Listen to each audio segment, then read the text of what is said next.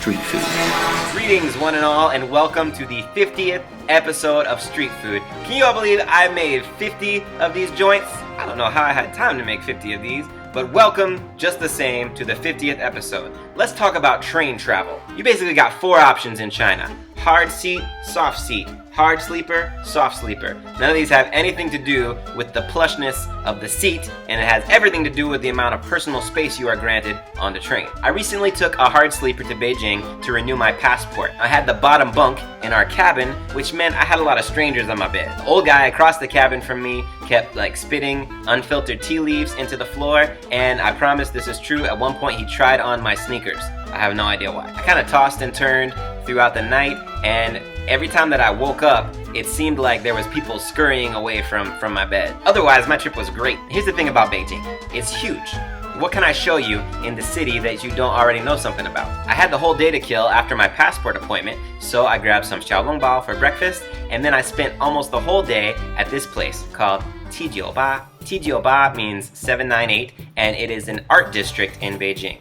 It's a really cool concept. All these industrial factories from the 1950s got repurposed as art studios and galleries. It's like this post-industrial artist colony at the edge of the city, which is weird because most of China is not technically post-industry, but the art community is typically ahead of the curve. The art was actually pretty good. I really liked the Tibetan landscape exhibits. The gallery spaces were just awesome in themselves. There were oils, there were ceramics, sculptures, and crafts. I have to admit I was skeptical.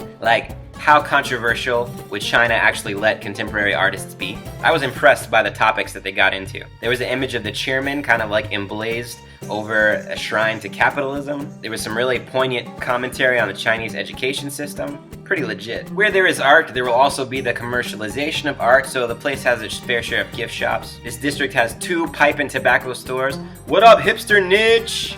Is it niche or niche? Or is it niche? Or niche.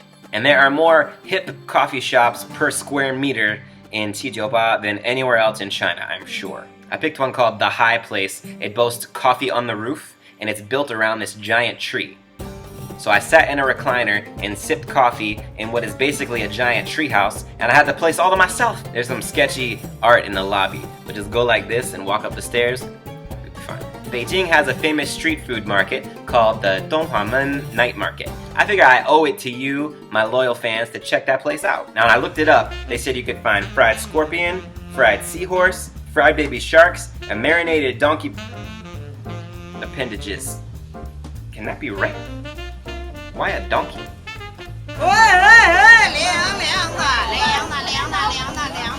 Down a back alley, I found this. Yo my, whoa. It's a basket of steamed noodles that comes out looking like a honeycomb, and a bowl of mixed veggies. Potato, cucumber, carrot, chili pepper. The owner had to teach me how to eat it. You grab some noodles, and then some of your veggie mix, and you eat it. It's not bad. I'm not sure about their translation though. Sweet mixed 3-wire, naked oats, whoa. I know what you're thinking. He punked out and ate noodles on the 50th episode when he could have had fried scorpion, so I ate some scorpion too. It was totally expensive, but when you think about it, I guess scorpions are kind of hard to catch and raise. They deep fry them in oil, so they come out mostly crispy. It's kind of like a barbecue chip. I had a crowd of Chinese onlookers with faces like this. I offered to share, and they declined. So where are you from? I said the USA. I'm not sure if I got any points for us, actually. But whatever, I'll represent it. I think I still got some legs in my teeth. If you ever find yourself in Beijing, I highly recommend the cdzadek Art District as well as the night market. Post your thoughts if you've been there, or if you have anything to say about barbecued scorpion. 50 episodes. If you've watched all of them, then I salute you. You are a street foodie indeed. Thank you so much to all my regular viewers who've kept up with street food this season. There will be a street food season 5. I still got a lot of ideas. I just don't got a lot of time.